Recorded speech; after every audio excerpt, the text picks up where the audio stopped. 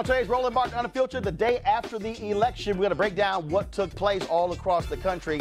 What does it mean for African Americans? Well, at the top of the show, we'll talk to Pam Keith because in Florida, although Andrew Gillum has conceded, the vote total has shrunk, and he is only about 10,000 votes away from igniting an automatic recount, which also then the question comes up, what about those absentee ballots and provisional ballots? We'll talk about that. Also on the show, Latino vote, how powerful was it? Did they turn out? Was it suppressed?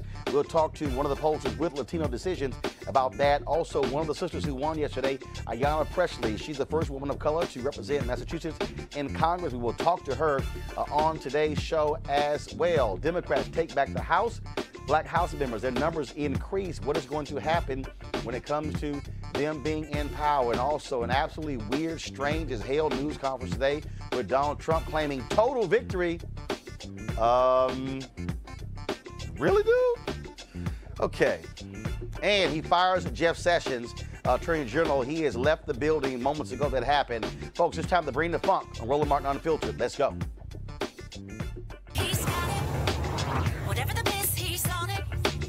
Whatever it is, he's got the scoop, the fact, the find. And when it breaks, he's right on time and it's rolling. Best believe he's knowing. Putting it down from sports to news to politics. With entertainment just for kicks, he's rolling. It's on go, y'all. It's Roland Martin, yeah. Rolling with Roland now. He's funky, he's fresh, he's real, the best, you know he's Roland Martin now.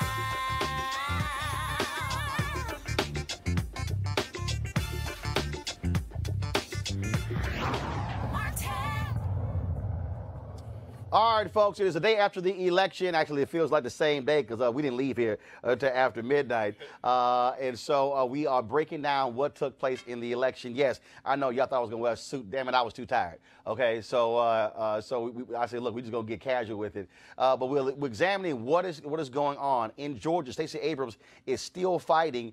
She is fighting so hard in order to get that race under 51%, which would force a runoff. So that's what's happening in the Georgia race. Right now, Brian Kemp has 50.3% of the vote. Stacey Abrams is at 48.7%. And I need to double check that, folks, in the control room. Let me know, is it 50 plus 1, meaning 51%, or is it actually, could it be 50.1 that actually won? So that's one of the things that we're looking at. So she wants to get Brian Kemp under 50% to actually force the runoff. But what we're watching is happening in Florida. Last night, Andrew Gillum conceded to Ron DeSantis. But the issue, though, the issue that we have there is the question is what is going to happen with those votes. That number, when he conceded, it was about 103,000. It is now down to about 50,000. And so if it gets even lower, that would trigger an automatic recount, which could then reveal irregularities. They also got to deal with provisional ballots that were cast. And also there are thousands of absentee ballots that were thrown out. And so we're going to talk to Pam Keith about that. But right now, what I want to do is, in a moment, I'm going to go to LaTosha Brown and Cliff Albright with Black Voters Matter. But we'll talk to them. So we got them lined up. Ayanna Pressley. We'll talk to folks with Latino Decisions as well. But let's talk about Florida right now. And let's go to Pam Keith. So, Pam, you, of course, you're there in Florida. You sent out a tweet a few moments ago where you said, you talked about these absentee ballots that need to be corrected. Can you explain that? Sure. So first of all, thank you for having me, Roland. I am calling you from the Turnpike in Florida. And you at the top of the show said that it was a 10,000 vote cap to trigger a recount. That number has gone down. It is now down to 500 votes. So for your listeners and viewers, in Florida, the absentee ballots have to be signed on the back. And that signature has to match the signature on your state issue ID. So some of those absentee ballots were rejected because the signatures didn't look like they matched. Some of them were rejected because there was no signature at all. But that can be corrected. That can be, you can perfect the ballot by submitting an affidavit with an appropriate signature. So currently, we are mobilizing our Democrats here in Florida to try to chase down those voters and say, hey, your ballot was rejected. would you please sign this affidavit to perfect your ballot so it'll be counted tomorrow? And talk about the provisional ballots, because obviously we know that a lot of African Americans, if their name was not on the list, they had to vote with a provisional ballot. Any idea of how many provisional ballots we're talking about in Florida? I don't know, but let me give you some facts on how that happened. In Florida, we have about 2 weeks of early voting. In the early voting period, you can go there. They have these centrally located polling places like major libraries or community buildings or whatever. And so everybody goes to the same place for early voting. But on election day, you don't go to that place. You go to your precinct. You don't know where your precinct is unless you look at your voting ID card or you Google it or go online. So what happened is that a lot of people who saw their friends and family early vote at the early vote locations went to those locations to vote on election day, and then were told, oh, no, this is not your place. And so what happened was that they were forced to vote provisional ballots. And it is unclear to me at this time, because there are some supervisors of elections that are saying, no, those are not valid ballots because you were not in the right physical place when you voted in. I don't know that that's true. And it may be something that a court needs to determine, because if a person is voting, 4 blocks away from their precinct, and it's the same ballot and it's the same issues, I don't understand why you would reject that ballot merely because they were not in the right physical place. So remains to be seen what's going to be done with those ballots. But I heard several stories on election day of people who went to early vote locations to vote on election day, and they were forced to vote a provisional ballot. And so again, we're seeing all of these issues that are taking place, and look, these are critically important issues that's happening in Florida. And so how will this also impact the U.S. Senate race? Because that was even a smaller percentage in terms of a difference when Bill Nelson conceded to Rick Scott. Right. So it's not just a Senate race, but also our Secretary of Agriculture as a manual recount. That's how close that one was. Bill Nelson, who is our Democratic nominee for Senate, his margin was just as small. We're talking like in a state of 21 million people, you're talking about 500, 600, 700 ballots making a difference. That's how tight this is. And, Democrats have not been in control of Florida for 20 years. So needless to say, this is a very anxiety-inducing, but we're willing to fight for it. All right, then, Pam, Keith, I surely appreciate it. Thank you so very much. I want to go to my panel here. Brandon Cooper, of course, he is with chair of Prince George's County Republican Party, right? That's what you are? After the election, no longer. Former chair. So what happened? What happened? You lost? No, no, never lose, Roland. I serve one term and I'm done. Okay, all right, I'm just checking. All right, things change. One and done. Eugene Craig, CEO, Eugene Craig Organization, Cleo Monago, socio-political analyst and activist, Malik Abdu, Republican communications consultant. Folks, look, at the end of the day, extremely small margins there in Florida. And I thought it was weird last night that Andrew Gillum was conceding when we found out some 40,000 votes in Broward County had not been counted. Plus, you throw in those absentee and provisional ballots. I mean, when it's that small, look, to me, you say, look, count everything, then I'll concede, but the last 20 years of Florida should tell you, from 2000 election to now, Florida has never decided on election night. So I was surprised as well that he conceded so early. Of all the black governors running, I thought that Gillum had the best chance of winning. One other thing I looked up online as we were talking, there's an automatic recount if it's within 0.5%. It's at 0.6% right now. And so I'm just really surprised. I mean, and again, even I was talking to people in his camp, and they said, okay, what they felt that it was 103,000. They just didn't see it. But again, I think kept coming down. And look what happened last night to Congressman Will Hurd, Republican, San Antonio. Everybody called the election for Will Hurd. AP, no, I actually didn't call it. I simply said we said AP reported this. I saw a tweet. And then what ended up happening was they kept counting. Ortiz Jones, closer and closer. By 2:30 in the morning, they went, oh my God, damn. She's winning by 300 votes. And I think he closed it out this morning, I think. It's great. He's still in the Congress, Well, in the Gillum camp, somebody's probably going to get fired because typically it's somebody who recommends that to the candidate so they can. Well, first of all, if he loses, everybody fired. Well, It don't matter. that's true. But my point is that he might. This one person, if he wins, Not going to the government. is going to be the one that's truly fired. Yeah, it's going to be a number of them. I think it's exciting anyway. The fact that we're just down to the wire, you know, a couple of points away, I think it's exciting anyway. And I can't wait to see what's happening with Abram. Has she conceded? Well, no. She actually, Just actually, I'm going to talk about that in a Let's second. focus on the But the other piece is here, which is important. I think Andrew Gillum has to fight this all the way through because you have to send a signal to your supporters. Right. Every vote must be counted. Yeah. Even if it comes down and he loses by 5,000, 10,000, you want every vote counted. Yeah, you want to be every able to say provisional that. vote, every absentee ballot, the questions that Pam raised, you want all those questions answered.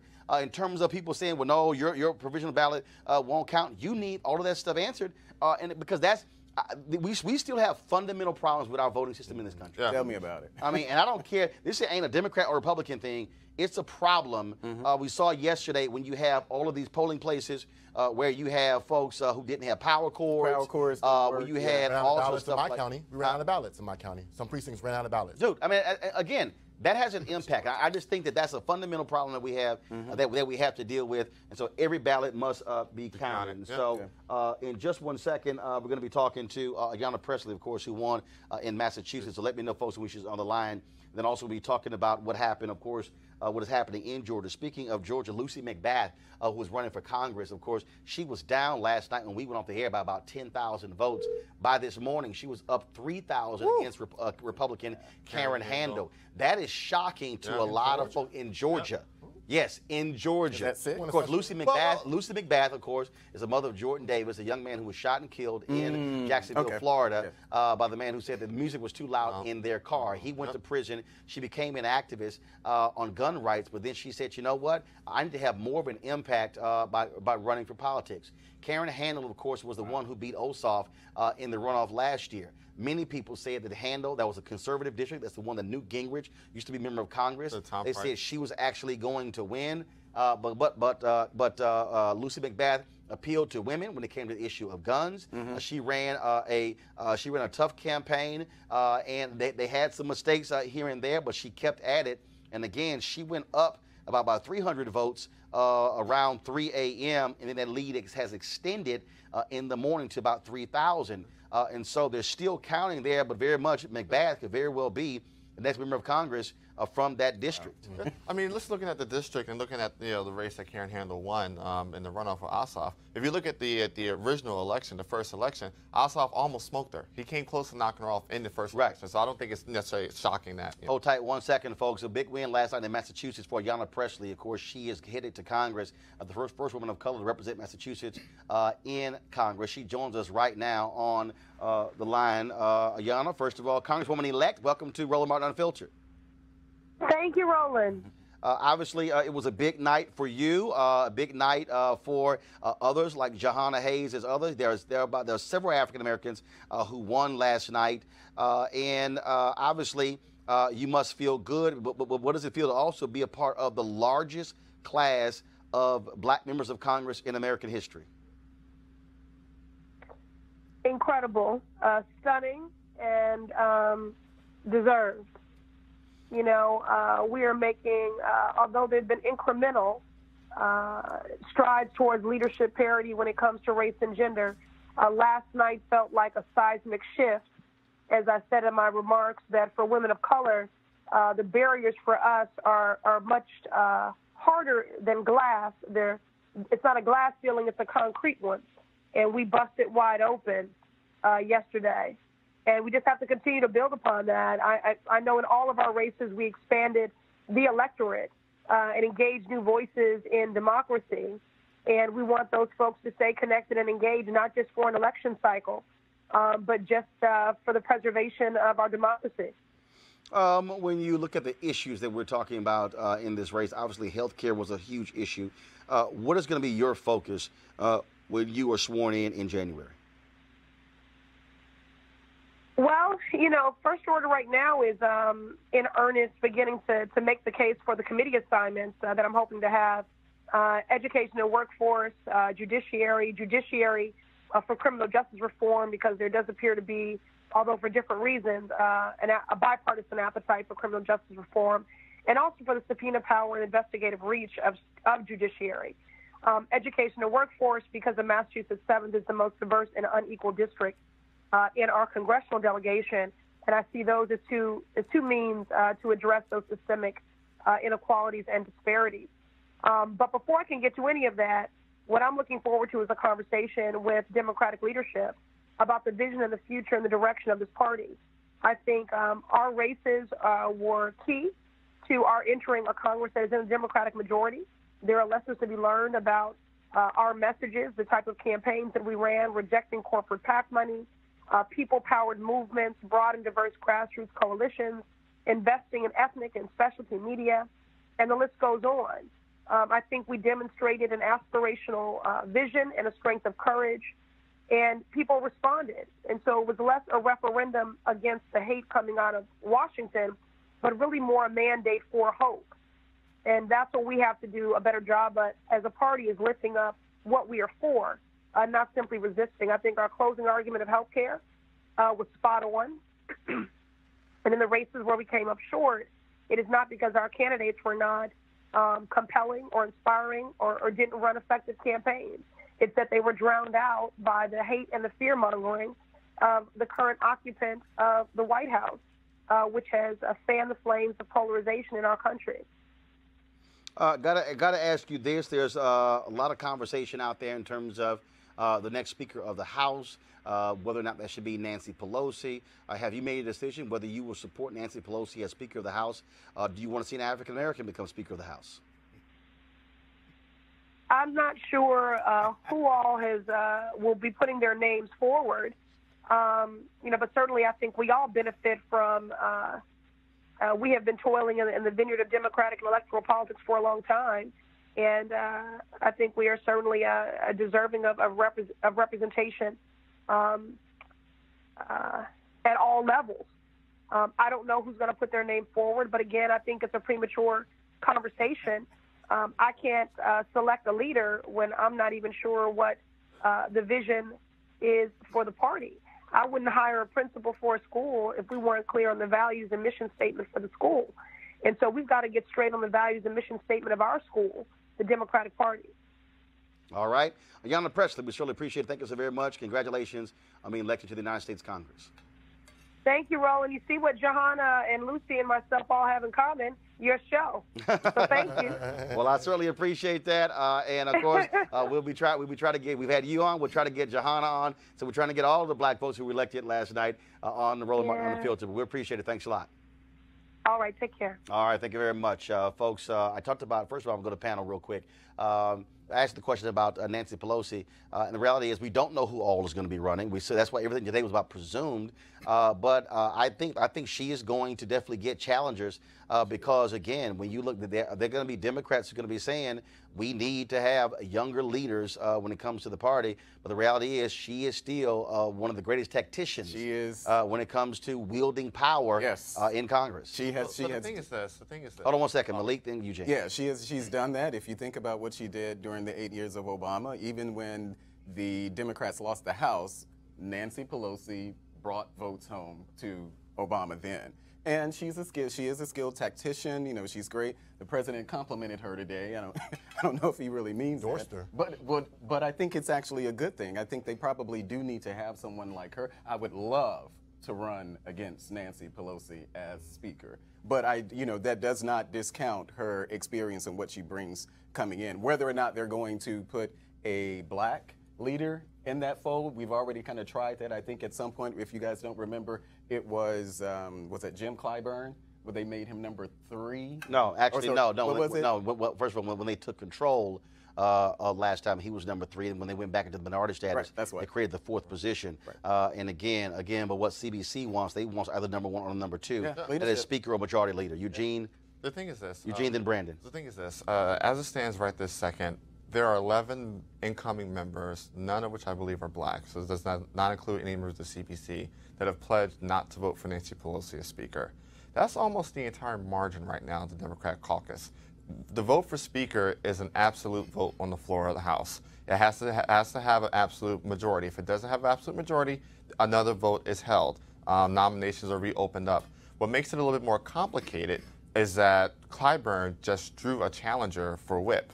The member out of Colorado just threw her hat in the ring to challenge Clyburn for majority whip.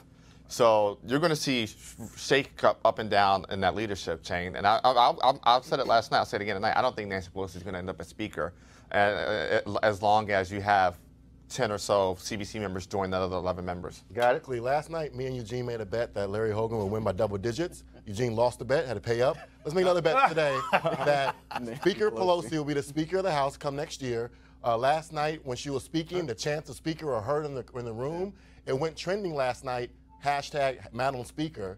You have Donald Trump coming out today saying that, she's going to be Speaker. Again, I understand all your cases for it. I agree with all the ROI, the return on investment that we deserve in the party. I do believe we should have a number 1 and number 2 spot. But looking at the political realities of Congress, I'm betting you, Roland, and you're going to do this as well, Roland, let me know. I'm betting you that Nancy Pelosi will become Speaker of the House. I don't give a damn about your bets. All right. Go on, Cleo. Didn't Pelosi, and I may be wrong here, but didn't Pelosi advise anti-Trump people to back off? Yeah, well, first of all, she said in terms of the whole idea of impeachment, Right. saying that shouldn't be the They're case. friends, just so you know. They've been friends for years. Because I think that's interesting that because one of the things I've been hearing about since we found out about this majority or this larger black Congress, including with Maxine being involved, is that there's going to be a larger push to impeach Trump. Have you heard? Of course. And the Speaker of the House, which is a very powerful position, said back off. Right. So maybe that's why Trump likes her.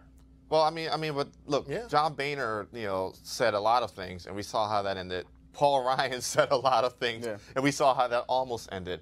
The thing is, but Trump is the president. The thing is this. She's the Speaker. But here's the piece, and this is the reality because we saw with the House Freedom Caucus. Democrats, if they're the number, what is it, 227? Whatever it is. Up by 5. Okay, so this is very simple.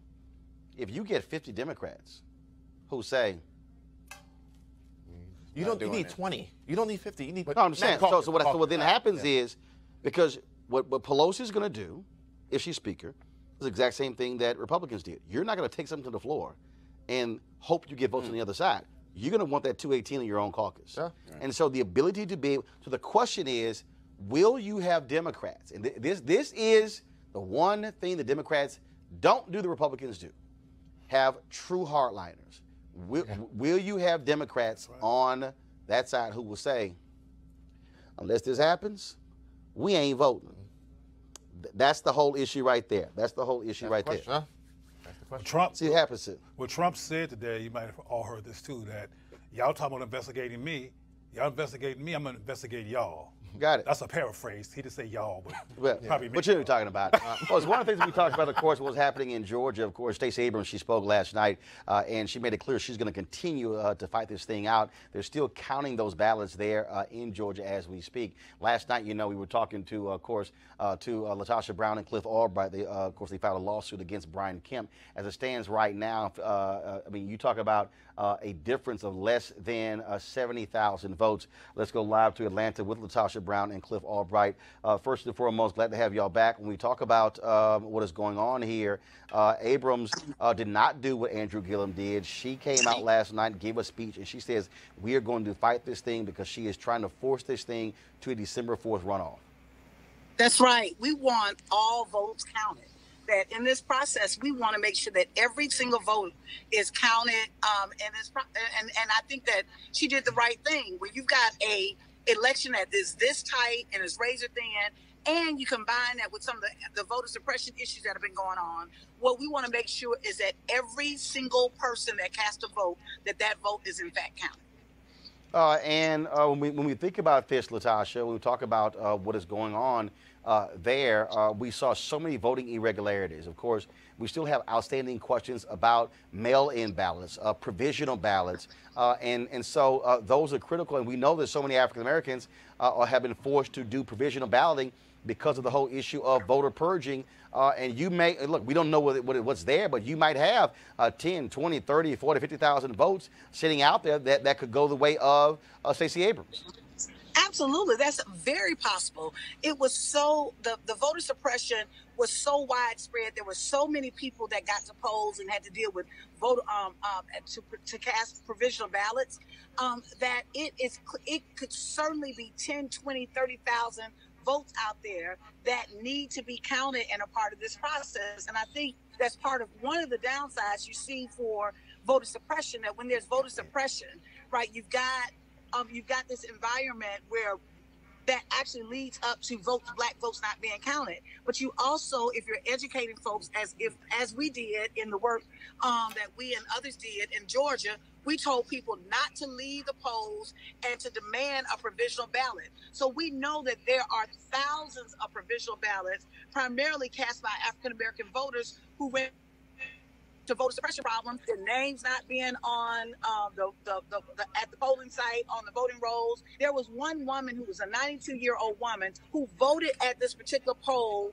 in the primary election just a couple of months ago. She shows up to vote and her name is not on the voting list. But she cast a provisional ballot, and there's all kinds of reports that we received and witnessed on yesterday of people casting provisional ballots. So we know that there are thousands of those ballots out there that could be counted and could make a difference in this election. All right, Cliff. Again, when we look at these voting issues, I just thought it was right to Stacey Abrams to send a signal to her supporters that she wants every ballot to be counted, because even if she loses, it allows for you to then go back and study what went right, what went wrong, what were the numbers, what happened here, what happened there, to be able to deal with the next election, the next statewide election.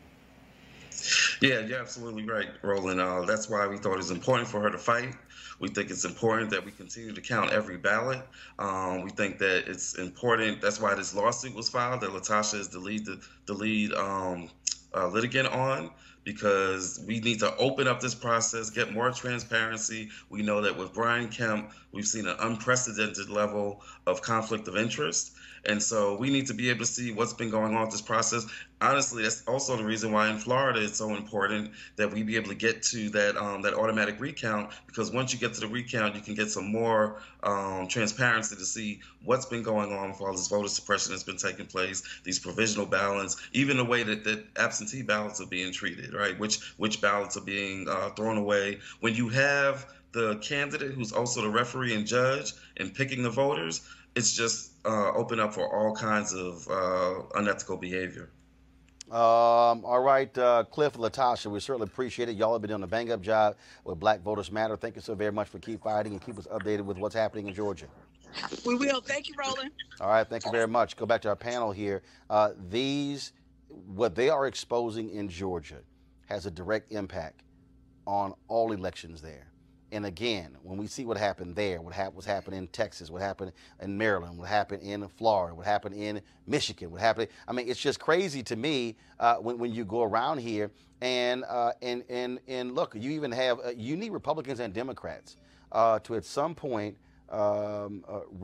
say, look, let's stop playing games here when it comes to voting, which is why I just still believe that if they want to play games, you have to enshrine the right to vote in a state constitution to cut this nonsense out, because as long as you leave it up to partisan folks, you're going to keep having problems. Yeah, I agree 100%. Maryland, we passed a constitutional amendment yesterday that allows now for same-day voting registration on election day. Up until now, it's been you can vote, same-day voter registration or early voting, but now on election day, and I think it should go a step further, where it enshrines the right to vote. And also should be automatic registration. I'm fine. I don't understand, huh? As the Republicans passed in Georgia. Well, here's the deal. Republicans can pass automatic registration in Georgia. Don't mean a damn thing when you're still trying to suppress it. It don't mean a damn thing when you have automatic registration, but you're still purging. It don't mean a damn thing when you got automatic registration, but you don't have cables for the voting machines. It don't mean a damn. Hold on, I ain't done. It don't mean a damn thing when you got a polling location where you got 300 people in line and you got three booths to vote in. It don't mean a damn thing if you got automatic registration in Georgia, but then you got not enough paper ballots. It don't mean a damn thing if you got automatic registration in Georgia, but then you want to cut out 7 to 9 early voting locations in a county that's 60% black. So and please, please tell me. First of all, the consultant who made the suggestion, I'm not done. The consultant who made the suggestion gave $500 to Brian Kemp's campaign. Who hired the consultant? Who? The Democrats called the county board elections. The people who ran that, and this is They very had simple. them. And a They had consultant them. went around Georgia and multiple places. And I got you. How I do got you you, have, Roland. no. But how do you even have a consultant who's giving you advice on elections when he gave money to one of the candidates? They should do their due diligence a little bit better, but I also make sure it's very But clear. I'm asking the question. The Democrat So this is County very simple. Board This is very hired simple. a consultant This is very simple. to advise I know, them. Brandon, you so desperate to say, oh my God, can we give Republicans No, credit? no. But the fact of I'm the matter not- is this here. Yeah, In be fair. Georgia, I'm saying different reporting. when you have a got Secretary of you. State with a previous Secretary of State resigned. And I agree with One you. second, He should they resign. resigned. He should resign. I agree But he with you. didn't. And that's wrong. But I he agree with didn't. you. That's And wrong. you know what? And that's the other Republicans in Georgia didn't say a damn thing. And I'm a Maryland Republican, but that's Brandon, wrong. I agree with you. I agree Do with you you. do this on I agree purpose? with you. Do you try to surgically sneak in a Republican I'm fair. affirmation? I'm fair. And I called out. No, that's not just fair.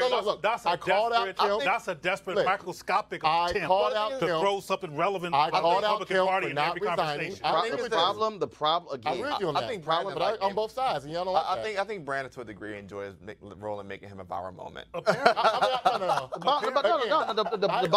bottom line is this here. If you hold it up, which party consistently is trying to suppress voting? Yeah, it's one-sided. See? It's All not. right. It's clear-cut. Not what Malik?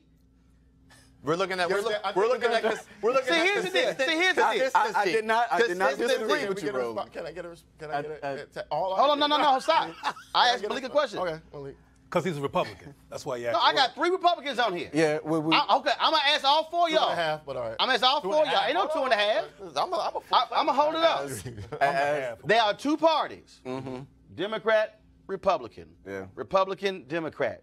Out of these 2 parties, which party across the board consistently is trying to lead voter suppression? Republicans. Roland, Hold up 1 second. Malik, answer the question.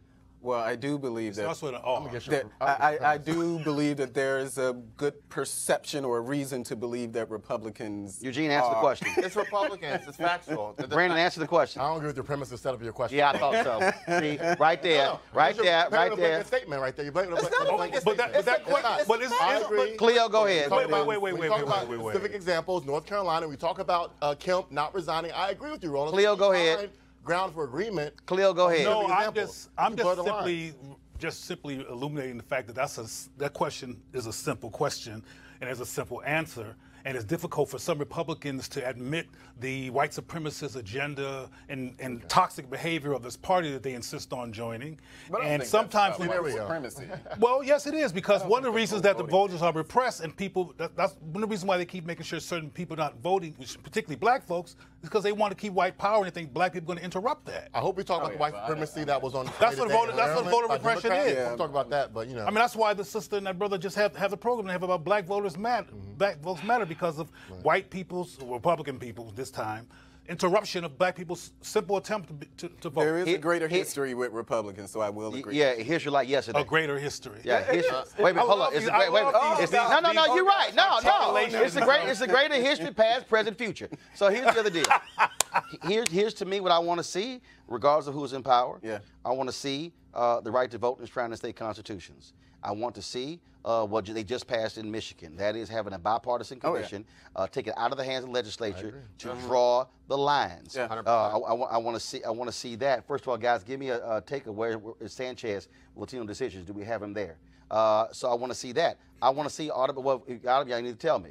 I want to see automatic voter registration. I want to see same-day registration. I want to see politicians stopping people from trying to vote. And I want to see them stop playing these games, because if you want to compete, compete. Make it fair. Your ideas, their ideas. But don't try to rig the system to guarantee elections. Folks, a huge voting took place all across the country. We saw that happening, of course, in many places like Texas. Although Beto O'Rourke did not beat Ted Cruz, he did lift the fortunes of Democrats in suburban counties. Democrats took out 3 Republican members of Congress.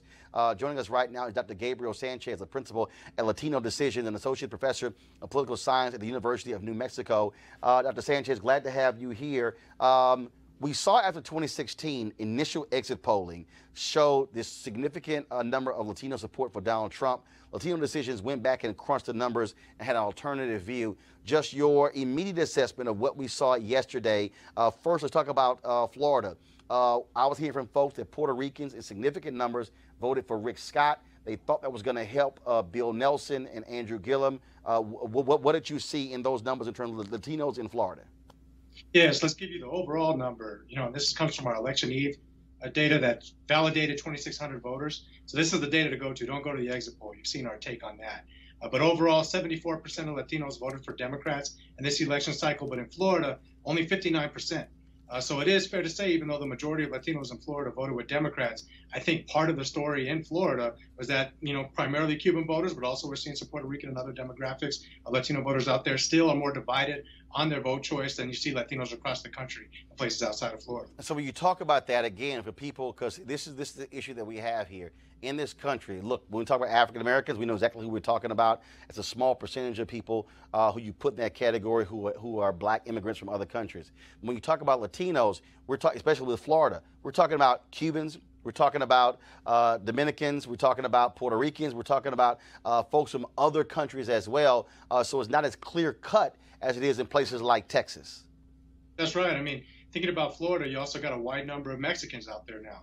So when we're doing our focus groups and we're doing our polling, you really have to slice up the state and make sure that you're talking to those specific communities, because just like any population, they're diverse, right? And so thinking about all Latinos in Florida is a little misguided. We've got to break it down and look also at generational differences. Even among Cuban voters, we're seeing younger millennial Cubans tend to vote highly Democratic in line with Mexicans and Latinos in other states. So it's really important to capture that variation. But again, 59% of Latinos out there did vote for Democratic candidates in Florida. What did you see in Texas? I saw one initial exit polling, and that's why we came on, Brandon raised the exit polling data. Again, the issue that I have with exit polling, look, it's a quick snapshot. It's a lot different once you start going in, once you start drilling down further, and then beginning to look at high concentration areas, precincts, things along those lines. Yeah, I mean, in Texas, keep in mind, exit poll didn't capture any Latinos in the southern region of the state along the Rio Grande Valley, which is about 90+% in all those precincts Latino. That's about a quarter of all Latinos in the state of Texas that voted are in that region. Exit poll misses them completely. So in Texas, obviously, you don't see Beto O'Rourke do as well as he did without the support of Latino voters. So I think there was clear, and this is partly thinking about 2020, if he was able to almost capture that and lift the votes of a lot of other Democratic candidates across congressional districts, imagine the energy that Latino voters will have in 2020 when they get an opportunity to vote against President Trump. You saw the outcome of that in Texas this time around. Is going to be even greater in 2020. I still keep making the point that one of the most fundamental issues, first of all, before I get to that question, what is the number now of eligible but unregistered Latinos in Texas? It's still a huge number, thinking about percentage-wise. For as long as it was 2.1 million, has the number gone down? Is it 1.5, 1.6? Is it 1.8? Any idea what the number is? Yeah, it's been between 1.5 and 1.6 million. We'll know probably in the next week a little bit more definitive. So this is what I have been saying is very interesting, because when the 19 black women who are running for judge, who ran for judge in Harris County and all won, and so when I was out with them on Saturday, we were going down the street, and so we were passing. That was a Latino guy who was in his driveway watching all these cars come by with his police escort, and I shouted. I said, "Hey, have you voted?" And he said, "No." I said, "Why not?" He said, "I'm not registered." And I said, "Dude, you can't change anything not being registered." And then he says, "Well, that's not the only way the change was happening in this country." And then I hollered, "Well, what the hell else can you suggest?" And the thing that I keep saying is that the only way that number is going to shrink is if you literally have folks who put massive resources to move people into those areas where they're living in those areas, seeing folks every day, and literally mobilizing and organizing. It can't be done only within the framework of a political campaign. That's right. That's right. I mean, in the data that we collected, we asked folks directly, how many of you tried to mobilize, bring others in your network out to vote? Highest number we've ever seen for Latinos. So I think that's part of the equation, is getting folks out there, not relying on the parties, not relying on the candidates, but doing this more grassroots. It worked this election cycle. But keep in mind, one demographic group that we're talking about, African-American and Latino voters, roughly half of all the eligible voting population from those communities are millennials. And even though more of them voted this time around than normal, all of our focus groups on millennials indicate that a lot of those folks will tell you they want social change, but they see social media, going to protests as more impactful in creating social change than voting. Well, so I think it's really drilling down to that youth demographic and shaking them up and telling them, man, you're seeing the reality of election outcomes, and you're seeing the differences that it makes. You got to get out there, you got to register, and then you got to vote. Well, look, I'm seeing that with some of these ignorant-ass black men I'm dealing with on social media who are saying that, oh, no, we need to have candidates who are presenting us a black agenda, and that's just black. And then when I mention the black people who are actually running, like one brother's like, oh, there are no black politicians in the whole country who are representing black people. And I'm going, damn, really? Like not one? And so you have people who believe they can create systematic change, and as if you can create systematic change without politics. That's nuts. Well, absolutely. I mean, one other point on Texas, I caught y'all's conversation about voter suppression. I was fortunate with my colleague Matt Badetto, also from Latino Decisions, do all the expert witness report on the photo ID case in Texas. Fortunately, we won that, but 1.2 million Latinos and African Americans would have been disenfranchised if that law were to be able to hold up. And there's still a lot of speculation. We heard from a lot of people thinking, well, hey, I thought that photo ID law was in place. I don't have the right ID. That's why I didn't go out to vote. So that's part of voter suppression. Even if it gets defeated in courts, that lingering effect is real. And we hear from a lot of folks, hey, I didn't go because I don't have the right ID, even though the courts threw out the case. So I think voter suppression is a real phenomenon. And to answer the question y'all are batting around, if anybody can name one state that's been in Democratic hands that have pushed for photo ID law, I mean, that's a really important dimension of voter suppression that not a lot of folks talk about. All right, Dr. Sanchez, we appreciate it. Thanks a lot. Look forward to having you back on Roland Martin Unfiltered. My pleasure. Big fan. I appreciate it. Thank you very much. I want to go to our panel here on this issue. So it's been very interesting. So you had folks like that dude Tariq out there. Oh, no, there's no agenda, so you shouldn't vote. Then somebody told me that Corey Holcomb was saying, somebody said he gave these valid reasons why you shouldn't vote.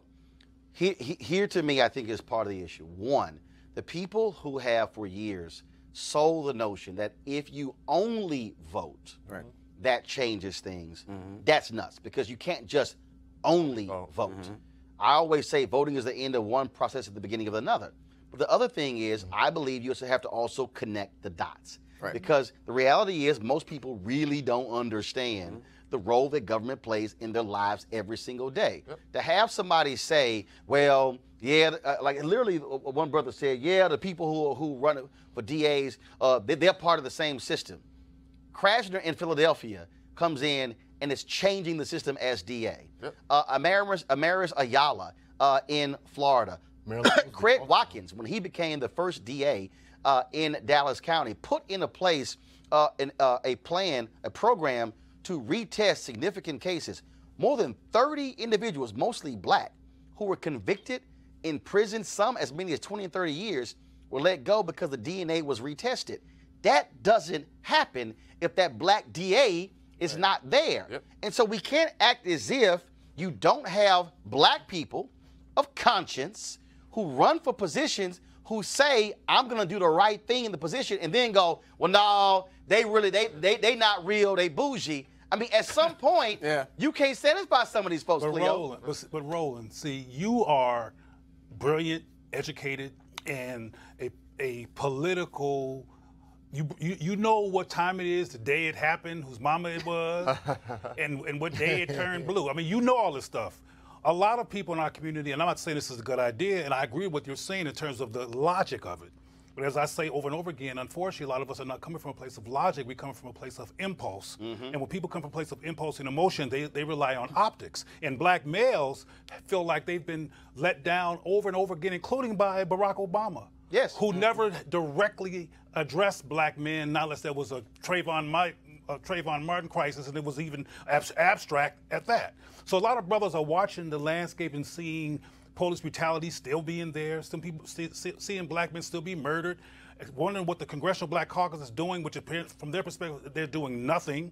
And they feel like while they're dealing with being followed around the store and all the other traumas that black men deal with, that there's nobody in the explicit ways. Everything is all abstract, and then we have these black women affirmations around their voting power, and black men are not addressed, are not spoken to, they don't exist, they feel like it's all irrelevant. So what you're saying is all true, but it's all abstract, and people are not really understanding that. Reality is perception. And that's why, to me, why having the information where you can say, no, this happened, this happened, this happened. I literally had one woman who said, well, Roland, you got to really, hear both sides. And I said, by not voting. I said, sister, I said, I can't hear that side. Right. I said, Right. now I'm listening to you. I understand what you're saying. And I said, and I can walk you through why I disagree with it. I said, but the problem she says, well, I got a black son and change is not happening fast enough. And I'm going, It's gonna happen slower. and I'm going, look, first of all, that's been the mantra of black people for 399 years, not happening fast enough. I think what has to happen is, and this is to me also the difference that we don't see today, what Reverend Barber has been trying to do. The beauty of SCLC, the beauty of CORE, the beauty of, and I can't wait to, guys, we're going to replay the interview that I did with Reverend Dr. James Lawson, one of our greatest mobilizers, organizers, and thinkers.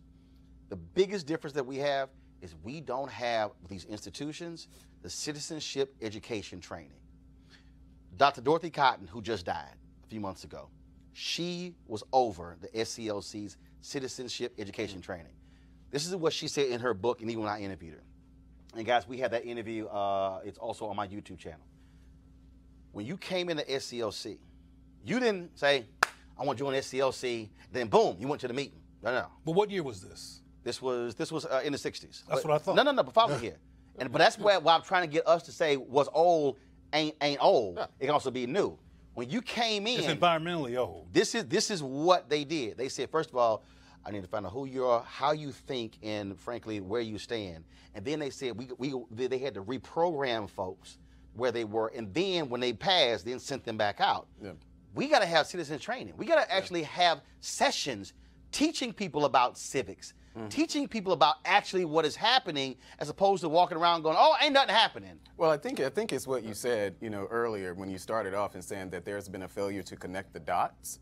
Because for years, we've been told, especially the black communities, that you just need to vote. The whole, whether it's vote or die or any of the other slogans, we've been told that the only thing that we need to do is vote. And so there's real no explanation beyond the fact that we needed to vote. And so you have politicians for generations. And folks voted, and they're kind of like, all right, I'm good. Yeah. So what else? Disappeared. 2 years. Yeah. So what else? 4 years. Then they didn't vote next time because then nothing happened. And from their perspective. because. Right.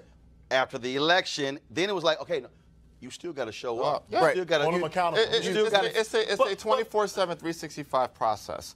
I mean, and I agree with you. It falls on the politicians, it falls on the candidate, it falls on the organization's responsibility to keep folks engaged, to keep voters engaged. So you see the small wins. So you see if I give a historical point, when Ted Kennedy died, and Scott Brown got elected in 2009 in his seat, that was a small win that helped catapult Republicans taking the House in 2010. Oh, that's a good point. That was a small win. When Doug Jones won last year, that was a small win that folk could see and touch and experience that helped propel what happened yesterday. Cleo. If we want black people to vote, particularly black men, but everybody should vote who's black and everybody else, but I'm talking about the people who feel the most alienated from my own research and observation. Right. We have to not just say, look, you better vote and you better, come to break down with all these theoretical facts that you often break down. We have to actually take seriously and engage their perspective, their worldview. I mean, back when Lawson was doing things, black people were less confused.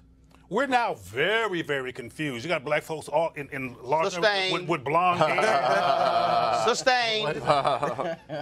Okay. Cleo, in court, sustained means the judge agrees with you. Okay. I should have known Cleo that. did not see the movie The Best Man. No. Go ahead. No, I did not. But I'm telling you that, Go ahead. that black folks. The other day, I was in Baltimore and I saw. Well, I probably shouldn't say this. That'd be too controversial. Anyway, black folks are confused. Well, Brandon. Hold on. Cleo, then Brandon. I want to back that up. Black people are confused and are being chastised for being confused. Our youth are ahistorical and being chastised for being ahistorical. And people don't understand that people don't know that they don't know that they don't know. Hold on. I'm coming to you, Brandon. But I got to say this here. Because y'all, so I tweeted this photo of me yesterday with my Black Voters Matter hoodie on. I said, you need to vote because Trayvon Martin can't, because Jordan Davis can't, because Aiyana Jones can't, Rakia Boyd can't. So I've had some people on my side like, oh man, you out of touch with how you raising up the dead to force folks to vote. And I said, you do know that we said Jimmy Lee Jackson was killed in Selma, and that's what No. that precipitated a bloody Sunday. I said, No, you it do isn't. know when the death of Medgar Evers and the 4 girls in Birmingham. I said, not the king. I go on and on. I said, you act like it's new that we've said when somebody black has been killed and then you're fighting for social justice and we said vote because they can't. And these people like, oh, you out of touch because you shouldn't be using their names. And I'm going, have you read a book? Do you even understand that this ain't new with black people? I got to go to Brandon. I'm going to come back to Cleo. Quickly, you're talking about being misinformed. One of my favorite quotes, Denzel Washington said, if you watch the news, you're misinformed. If you don't watch, you're uninformed. To that very point, I think we're a victim of our own culture nowadays. We got a 24-hour news network. You got instant gratification with social media. People have short attention spans nowadays, and education system is not controlled by us. And so I agree to your point, Roland. You're talking about having civic lessons and trying to retrain our minds. You talked about before, I think, the weakness of modern day sororities, fraternities, nonprofits, and churches in that atmosphere. I think that's where the focus needs to go to having that resurgence. And to Cleo's point, again, I've talked to these brothers and I'm listening to them, and what I'm trying to get them to do, and also it's another great interview we did with Ali Sadiq, with part of the Beat Woke deal. So trust me, we're going to be we posted those interviews. We're going to be kicking those interviews out so you can actually see them in this entirety. Because trust me, there's a reason why I'm doing those interviews. Because the thing is, yes, people are saying, well, I'm not seeing progress fast enough. But progress has never been fast. Right. It's never been fast. And for me, if I got an option between giving up Or keep going. and keep going, I can't give up. Right. And so that education is important. And I'm talking about, and then so my issue is, so the reason last night I called out Tariq and I called out Jason Whitlock. And then when somebody told me, well, Corey Holt, I'm going to call all these cats out, because my deal is when you have a platform, you have a responsibility with a platform. Yeah. And the question is, what do you do with your platform? And if your deal is, oh, they all corrupt, I ain't voting, just pray to God and return to the family, all is going to be well. When I asked Jason Whitlock, I said, okay, fine, Jason. Let's say you believe that the home should be a mama and a daddy and they believe in God. Well, say, well, fine. Let's say you got a black family, daddy there, love mama, families together, they go to church on Sunday, they go to Bible study on Tuesday, Wednesday, or Thursday. I said, and when they walk out that door, the kids going to sorry schools. Now what we going to do? They love Jesus, and they got a whole great family. What we going to do? And he couldn't answer the question. Right. And that's one of the things that... The reason that we know, and hey, it's your fault I'm bringing him up, Roland. The reason we know who Jason is because white people approve of Jason. What if the fact that white people approve of Jason and appreciate the confusing anti-black rhetoric that he says, we wouldn't even know he exists. And white people always the white media always parading confused black folks or somewhere on television every chance they get. Charles Barkley, we can go on and on, so they can create confusion among black people. And unfortunately, it works. So you cannot ask Jason Whitlock a rational question about black people because his whole frame of reference and point of view and his whole theories are anti-black. Yeah, well, and I think what we're talking about is voter apathy. And so the reason for voter apathy, I can use my community. I live in D.C.'s Ward 8. And during the midterms, I think we had about 8%. 8% of our residents voted.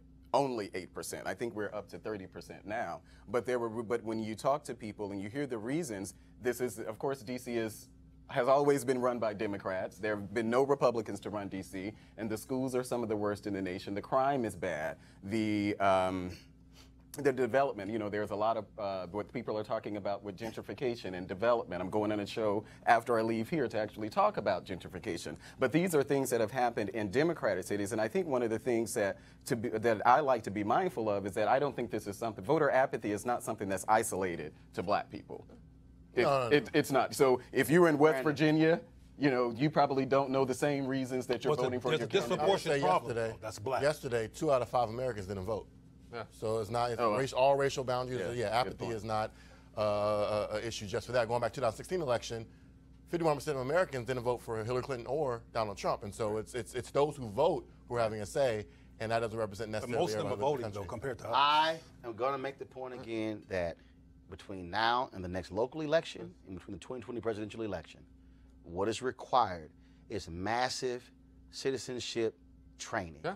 What Reverend Barber has been doing with repairs of the breach in the Poor People's Campaign, they have been going to these places and they have not been holding rallies, they've been holding training sessions. They've been holding teaching.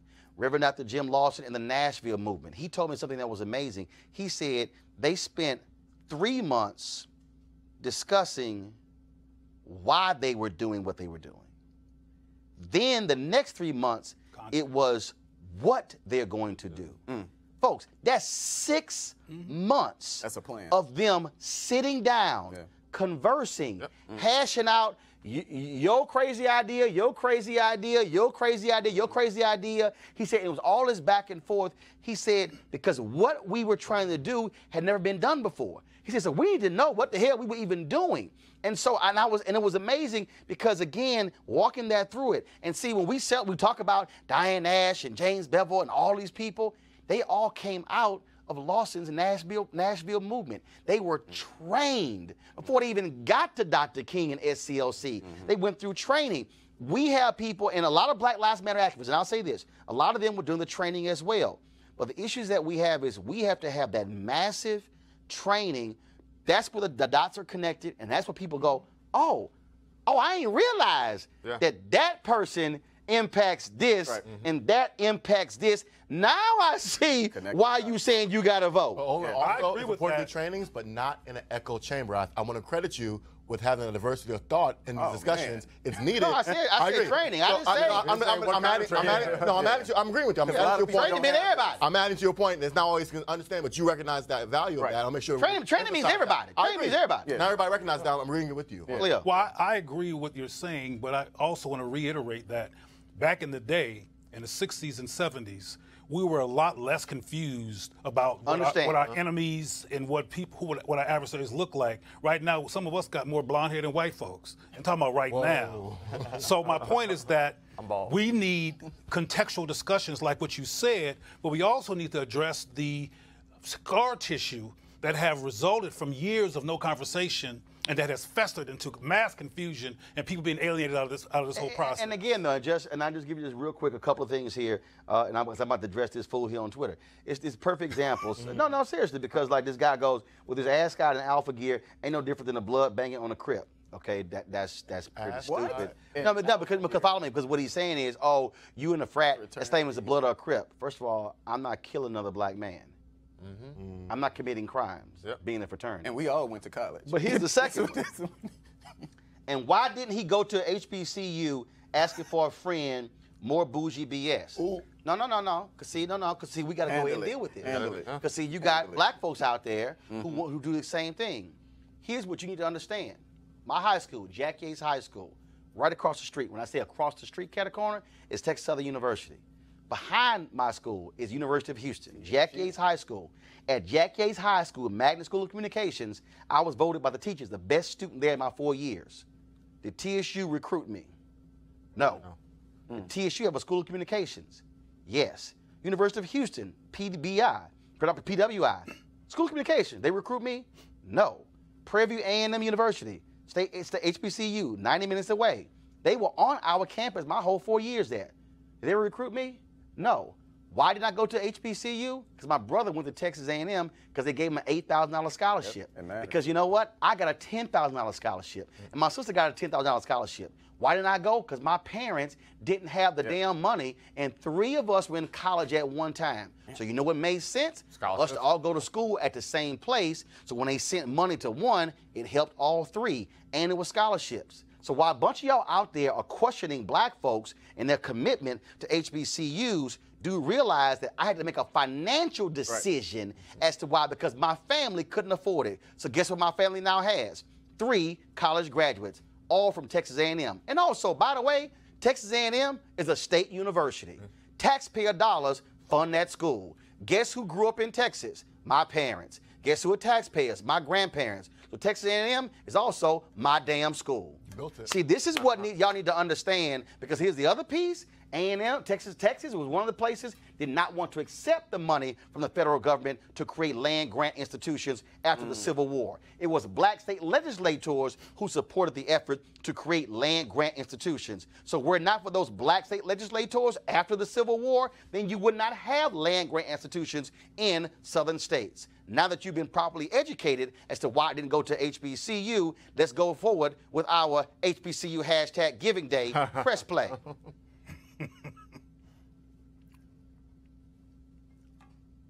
I want to see the stinger. Our Giving Day is up for right now, folks.